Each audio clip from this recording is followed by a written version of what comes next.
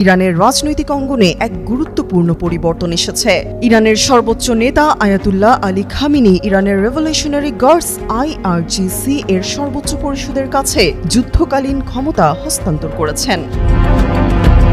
Iran international এর নির্ভরযোগ্য সূত্রের বরাতে জানা গেছে, খামিনিকে ইরানের উত্তর পূর্বাঞ্চলের লভিজানের একটি গোপন বাংকারে সপরিবারে সরিয়ে নেওয়া হয়েছে।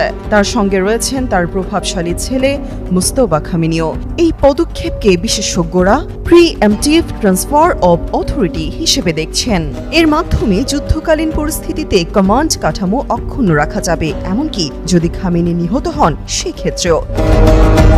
সম্প্রতি মার্কিন প্রেসিডেন্ট ডোনাল্ড ট্রাম্প তার ট্রুথ সোশ্যালে এক বিস্ফোরক পোস্টে বলেছেন, আমরা জানি তথাকথিত সুপ্রিম লিডার কোথায় লুকিয়ে আছেন। তিনি সহজ টার্গেট, তবে আপাতত তাকে হত্যা করা হবে না। কিন্তু আমাদের ধৈর্য ফুরিয়ে আসছে। তিনি আরও যোগ করেন, আমরা চাই না বেসামরিক মানুষ বা আমেরিকান সৈন্যদের দিকে আর কোনো ক্ষেপণাস্ত্র ছোড়া হোক।